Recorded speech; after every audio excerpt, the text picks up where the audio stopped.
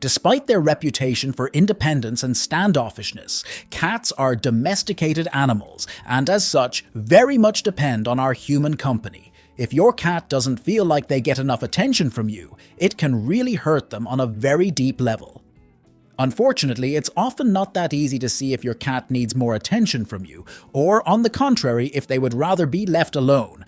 We all know how insanely stoic our kitties are. So we've gathered these 10 sure signs that your furball needs more attention than they're currently getting, from the destructive to the just plain silently desperate. But before we dive in, why not subscribe and join our feline loving community for more tips and tricks on how to care for your kitty? Sign number 1. Timber. You might have heard the old joke about the cat who walks into a bar and orders a glass of milk. The barman pours one out, slides it over, and the cat immediately swipes it off the bar top with their paw. "Another," says the cat. There are a few different reasons why a cat might knock things off a surface. Sometimes they genuinely don't realize that the object is loose and will fall off. Sometimes they're clumsy. And sometimes they do it for attention. A cat is more likely to knock things off surfaces if they're lacking in human interaction. They know that when they shatter your coffee mug, you'll hear the crash and come running and potentially yell at them. Just like little kids who act out, some cats decide that even negative attention is better than no attention at all. Sign number 2. Nobody likes coming downstairs to find that their cat has left a little accident on the carpet. But what if it wasn't an accident? Although to us, the smell of cat pee isn't something that will be showing up in the perfume aisle anytime soon. For our cats, pee smells like safety. A cat's urine contains their pheromones, a special scent distinct to your kitty that they use to mark your home as their territory and warn off intruders. They are more likely to feel the urge to do this when they are feeling anxious, potentially due to a lack of attention. You can recognize anxiety pee or spray because, while some of it will likely have landed on the floor, the initial mark will often be higher up. Cats pee by squatting on the floor, and spray by pointing their butts against the wall. So if you start finding wet patches on your wallpaper, you can be sure that your kitty is spraying. Sign number 3. Another way that cats like to spread their scent is by scratching. If you live or have ever traveled through an area where big cats like mountain lions or leopards can be found, then you may have seen the distinctive claw marks that they leave in the bark of trees. Making long, deep scratches with their claws against a surface is called raking. And these big cats use it to announce their presence to rival predators. Your smaller cat does the same thing, although, fortunately for your furniture, the marks they make are unlikely to be as deep.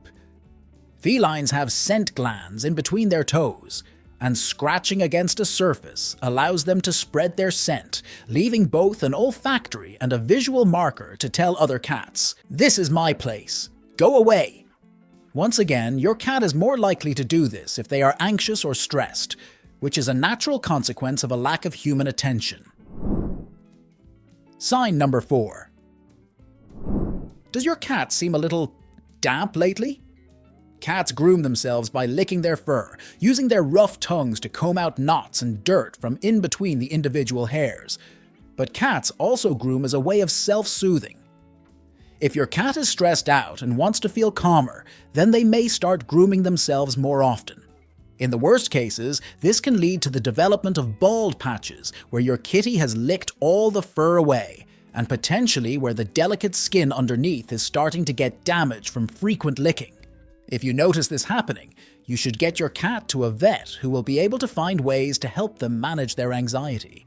But you should also see about changing your own lifestyle to ensure that you're spending as much time with your fur baby as they require. Sign number 5. Do you keep tripping over your cat? Not because you're particularly clumsy, but because they suddenly seem determined to get under your feet at every opportunity. Whenever you turn around, there they are. In front of the TV, sitting on top of your laptop keyboard, jumping on your chest when you're trying to read a book. Why? Your cat doesn't understand what a TV set, laptop, or book is, but they do recognize these things as competitors for your attention. By sitting in front of the TV screen, your kitty is essentially saying, "Hey, why look at the magic light box all day when you can admire me instead?" Sign number 6. You're used to your kitty's usual meowing, but this noise is different. It's longer, slightly lower, and might sound a bit like a human baby crying. This is yowling, and it's the noise your cat makes when they're distressed or upset. Cats who are lacking in human attention might start yowling more often, at first just because they're feeling sad, and then because they realize that the loud noise is likely to make you come running. Again, negative attention is better than none, and your kitty will take what they can get. Sign number 7. You know how little kids like to tug at their parents' sleeves when they want their attention during an adult conversation? There's a feline equivalent.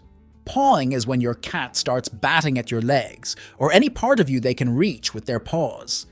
It won't normally involve the claws being out because the point isn't to attack you. It's just their way of trying to remind you that they're there and that they want some love. Sign number 8.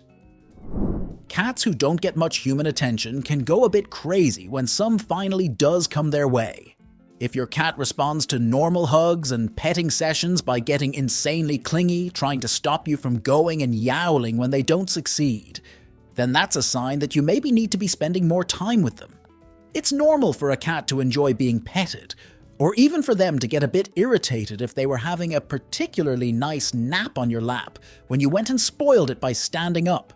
But they shouldn't be freaking out every time you decide to get up and go do something else. And if they are, then that's a sign that there's something wrong. Sign number 9. Other times, a cat might respond to a lack of affection by becoming less cuddly and more aggressive. These cats respond to the constant feeling of anxiety generated by spending too much time alone, by deciding that the whole world is their enemy. They become overly possessive of their territory, not only scent marking, but also attacking anyone, human or animal, who they view as an invader. If your cat starts scratching, or especially if they start biting, then you shouldn't punish them for it. It's a sign of deep distress and should be taken as such. Get them to a vet to check that they aren't acting like this due to any pain or discomfort caused by illness or injury, and start putting serious thought into how you can rearrange your schedule to spend more time with them. Sign number 10.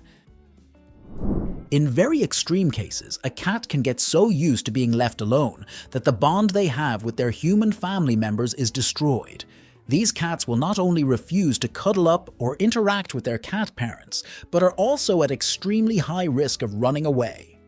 Outdoor cats may simply wander off and go live somewhere else, particularly if there are other humans in the neighborhood who are offering them food or affection. You might think that your indoor kitty is safe in that regard, but no home is 100% cat-proof. If your cat is determined to escape, then it only takes one slip up before they're out in the wild. And if you haven't formed a strong bond with them, then you're unlikely to be able to tempt them back indoors. For more insight into the mind of your cat, check out this video to find out whether your cat sees you as their best friend.